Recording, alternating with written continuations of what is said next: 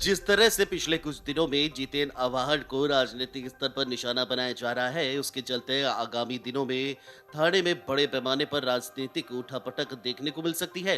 थाने की राजनीति में मुख्यमंत्री एकनाथ शिंदे और जितेन आवाहन पिछले लंबे समय से केंद्र में रहे हैं। विभिन्न मुद्दों पर थाने मनपा से सत्तासीन शिवसेना और विरोधी पक्ष एनसीपी में टकराव बना रहा है। दोनों पार्टियां एक दूसरे पर आरोप प्रत्यारोप करती रही हैं। राज्य में महाविकास अघाड़ी सरकार बनने पर शिवसेना और एनसीपी भले ही एक साथ सत्ता का उपभोग कर रही थी, लेकिन एकनाथ शिंदे और जितेन आवाड एक ही सरकार में जिम्मेदार मंत्री पदों पर थे, लेकिन भीतर ही भीतर मनमुटाव भी चल रहा था।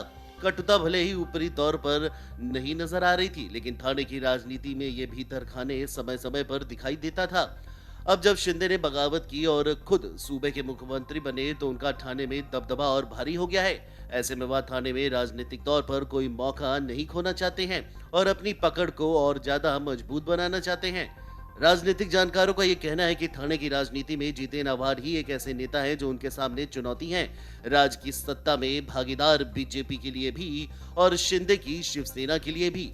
इसलिए आवाड को बैलेंस करना मुख्यमंत्री और बीजेपी दोनों के लिए राजनीतिक तौर पर फायदेमंद है, खासकर जब गृह विभाग बीजेपी के पास है। ऐसे में थाने की जनता के लिए ताजा राजनीतिक घटनाक्रम को राजनीतिक निहारत अंदाजा लगाना मुश्किल भी नहीं है।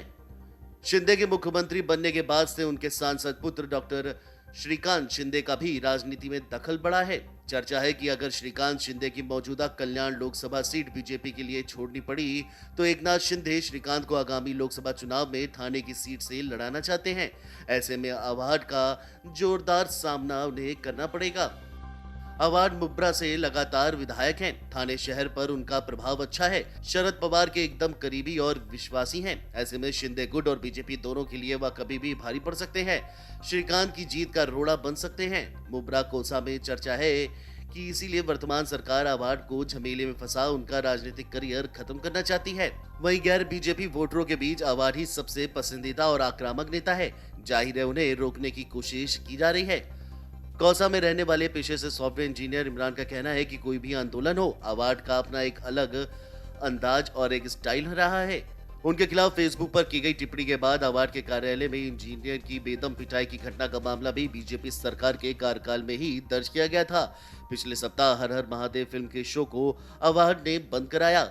उसी दौरान कार्यकर्ताओं ने एक दर्शक की पिटाई की। थिएटर की घटना से उन्हें जमानत मिली थी कि छेड़छाड़ का मामला दर्ज हो गया। हालांकि आम लोगों का कहना है कि जितेन आवाड के खिलाफ रविवार को ही घटना को जिस तरह से पेश किया जा रहा है उतना गंभीर नहीं है, लेकिन राजनीतिक स्तर पर उसे गंभीर बना दिया गया है। वीडियो डेस्क अमर उजाला.com। डाउनलोड करें अमर उजाला ऐप और पाएं खबरें लगातार। अगर आप ये वीडियो YouTube पर देख रहे हैं तो हमारे चैनल को सब्सक्राइब करें और बेल आइकन को दबाना ना भूलें। अगर आप Facebook पर यह वीडियो देख रहे हैं तो हमारे पेज को लाइक करें।